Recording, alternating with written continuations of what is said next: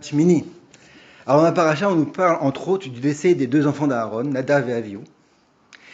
Le verset utilise le terme Vaïdom, traduit par il s'est tu, pour décrire la réaction de Aaron à cette triste nouvelle. Alors il demande Rav Elimelech Biderman, pourquoi la Torah choisit-elle ce mot plutôt que d'autres expressions telles que il resta bouche bée vaishkot, ou alors il ne trouva pas ces mots, velo amar, l'odiber. Ce choix n'est évidemment pas fortuit. Il transmet un message profond qui résonne également pour nous. Les commentateurs expliquent que dans le monde, il existe 4 éléments. Les inanimés, comme la pierre, les végétaux, puis les êtres vivants, c'est-à-dire les animaux, et enfin les êtres humains, seuls capables de communiquer par la parole. Lorsque l'on blesse les 2 dernières catégories, on s'attend naturellement à une réaction virulente. Si on heurte un végétal, bien qu'il ne puisse pas répliquer, son aspect extérieur en sera altéré. En revanche, pour la première catégorie, celle des éléments inanimés, aucune réaction ni vengeance n'est envisagée, et aucune trace extérieure de l'impact n'est visible. Voilà le sens du message de notre verset. Vaïdom à Aaron réagit comme un élément inanimé d'eux-mêmes, résistant aux pires attaques, parce qu'il comprend que tout vient d'Hachem, que même les situations les plus difficiles sont orchestrées là-haut dans le ciel. Le message est donc clair et il s'adresse à chacun de nous. Ne pas réagir impulsivement à chaque épreuve, mais faire des efforts pour comprendre, c'est difficile. Que tout événement découle d'un dessein providentiel dans lequel tout est fait pour notre bien par notre Père qui nous chérit. Un grand rav chassidique, le Tzemar Tzedek, avait l'habitude de dire une phrase pleine de sens. Si tu penses bien, tout ira bien.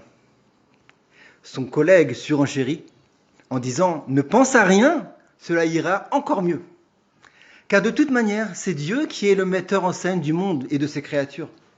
Comme il est aussi notre Père qui nous aime, qui ne veut que du bien, on peut lui faire confiance, même lorsque nous ne comprenons pas ses desseins.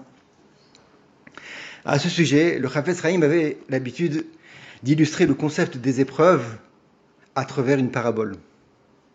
Il évoquait l'histoire d'une personne qui avait reçu 3 énormes gifles douloureuses et humiliantes. L'agresseur, cherchant à se racheter, proposa une compensation financière de 100 € pour chaque coup. Pourtant, le blessé refusa. Les enchères montèrent alors. 300 € pour chaque claque. Non, 500.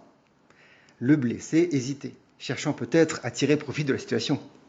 Finalement, l'agresseur proposa 1000 € par claque et le blessé accepta. Mais il dit le Chafetz Chaim, si ce dernier avait su qu'il aurait pu recevoir 10 000 €, 1 million, voire 1 milliard d'euros pour chaque punition, chaque claque, n'aurait-il pas été prêt à endurer davantage de coups? Le Chafetz Chaim expliquait ainsi que les épreuves, on ne souhaite pas avoir, il ne faut pas les souhaiter. Mais quand ils sont là, ils sont en réalité des tests minutieusement calculés pour notre bien.